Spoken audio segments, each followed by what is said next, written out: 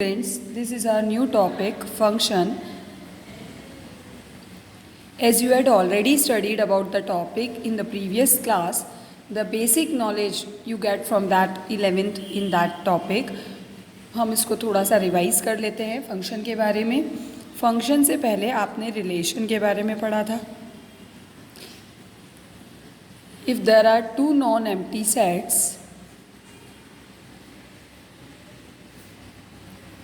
non-empty sets, then the relation in between them without any restriction, relation in between these two sets without any restriction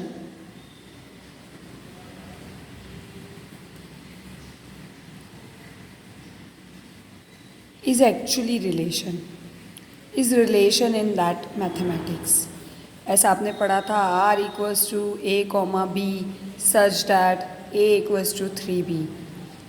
relation में दोनों sets के बीच में कोई restriction नहीं होता है. Suppose these are the two sets A and B, और मान लीजिए the two sets A and B are real numbers और whatever may be the natural number, कोई ना कोई सेट आपको दे रखा होता है. तो यहाँ पर आपको रिलेशन दे रखा है कि A इक्वल्स टू 3B. तो फर्स्ट एलिमेंट जो है first set A comma B means the first element come from first set and second element come from second set. तो A सेट के एलिमेंट्स अगर आपने रखे, मान लो फर्स्ट सेट के एलिमेंट्स आपने 1 रखा, तो सेकेंड सेट का एलिमेंट क्या बनेगा, सॉरी सेकेंड सेट का एलिमेंट अगर आपने 1 रखा तो A की वैल्यू क्या आ जाएगी, 3. इसी तरह सेकेंड सेट का एलिमेंट आपने रखा -2, सो इट विल बिकम -6. तो इस तरह से अगर कोई रेस्ट्रिक्शन नहीं होता है तो इस तरह का कोई भी रिलेशन कहलाता है. कुछ टर्मिनोलॉजीज भी पढ़ी थी आपने, डोमेन, कोडोमेन, रेंज, ये सब आप लास्ट ईयर पढ़ के आ चुके हैं. Domain means the set of the elements of the first set which take part in the relation or which take part in the function. Codomain means set of all the elements of second set, and range means the set of the elements of second set which are taking part in the relation or which are taking part in the function. ये relation में हमने थोड़ा बहुत last year पढ़ा था, पर एक और टॉपिक हमने पढ़ा था function. Function is actually a restricted relation. In rough language we can say that a restricted relation is said to be function. कैसा restriction होता है इसमें, लास्ट ईयर आपको बताया भी गया था, समझाया था मैंने. restricted relation means इसका डेफिनेशन आपको शो करेगा कि ये रेस्ट्रिक्शन क्या होता है. रेस्ट्रिक्शन है फॉर एन रेस्ट्रिक्शन इस डेफिनेशन में यही कहा जाता है, for each element in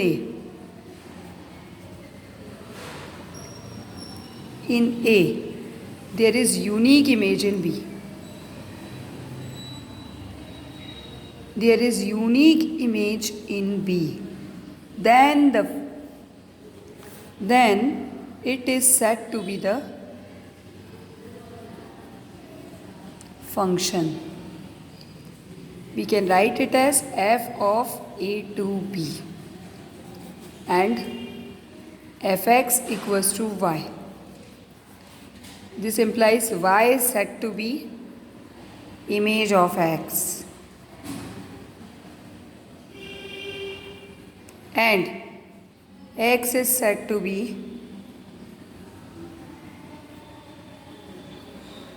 pre-image of y.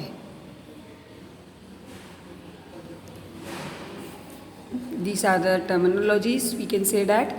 Now, what is the definition? Definition is for each element in A. A के हर एलिमेंट के साथ B की यूनिक इमेज होती है. A के हर एलिमेंट की B में यूनिक इमेज होती है.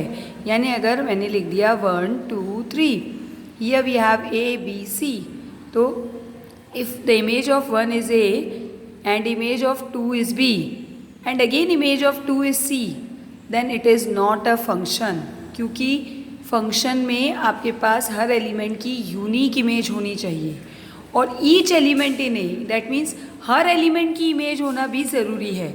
यहाँ पर आपके पास 3 एलिमेंट छूट चुका है तो इसकी इमेज नहीं है आपके पास, तो ये फंक्शन नहीं है। हर एलिमेंट की इमेज होना ज़रूरी है और यूनिक इमेज होना ज़रूरी है, तो ये आपका फंक्शन नहीं है। इसी तरह हम देखते हैं आगे। नाउ सी,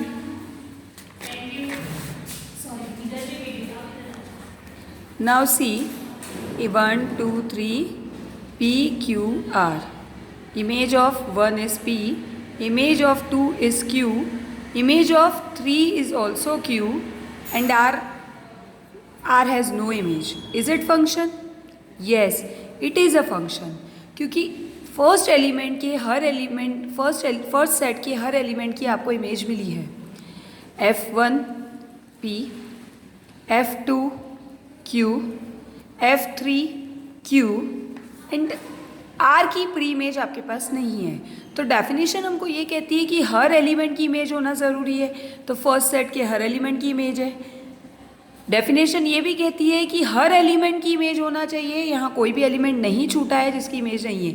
सेकेंड सेट में अगर कोई एलिमेंट है जिसकी प्री इमेज आपके पास नहीं है तो इट मे बी पॉसिबल।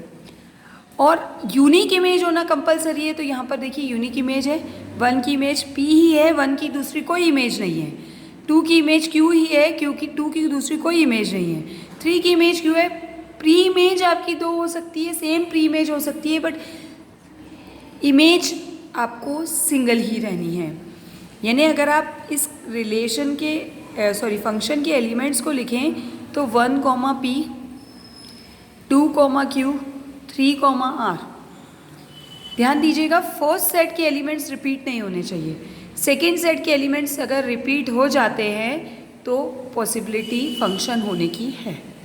ये तो हमने लास्ट ईयर का फंक्शन थोड़ा सा पढ़ा था। अब आपको पढ़ना है फंक्शन के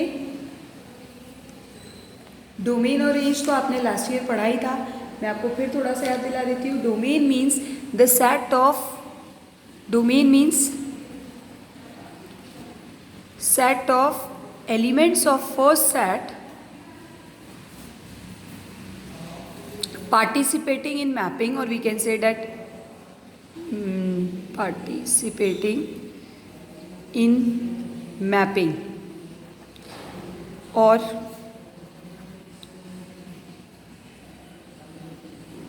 we can say that जो इन्वॉल्व होते हैं मैपिंग में।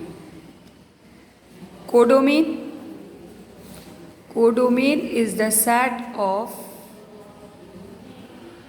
element of second set, second set. Then what about range? Range means set of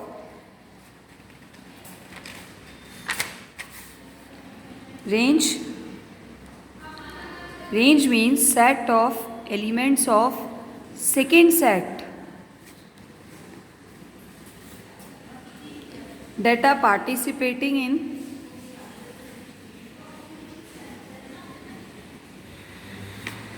mapping.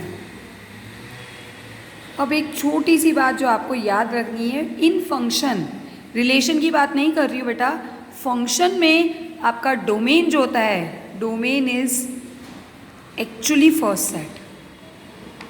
क्यों? क्योंकि आपको बताया गया कि फंक्शन में कोई भी एलिमेंट रुकना नहीं चाहिए, कोई भी एलिमेंट ऐसा नहीं होना चाहिए जिसकी इमेज आपको नहीं मिले। For each element in A, her element की इमेज होना ज़रूरी है। तो वो सारे एलिमेंट की इमेज होगी तो सारे एलिमेंट पार्टिसिपेट करेंगे, तो सारे एलिमेंट पार्टिसिपेट करेंगे तो डोमेन तो उन एलिमेंट का सेट ही होता है जो एलिमेंट पार्टिसिपेट कर रहे हैं। तो सारे एलिमेंट फर्स्ट सेट के पार्टिसिपेट करेंगे तो पूरा का पूरा फर्स्ट सेट आपका डोमेन होता है। और कोडोमेन आपको बता चुकी हूँ, पूरा का पूरा सेकेंड सेट होता है। एंड रेंज, रेंज आपका सेकेंड सेट का वो सेकेंड सेट के एलिमेंट का सेट होता है जो कि मैपिंग में पार्टिसिपेट करता है। तो मैपिंग में सेकेंड सेट में कुछ एलिमेंट्स रुक भी सकते हैं जिनकी आपको प्री इमेज ना मिले। तो एक्चुअली रेंज जो होता है वो आपका सबसेट होता है सेकेंड सेट का। तो ये छोटी छोटी बातें हैं जो आपको ध्यान रखनी है।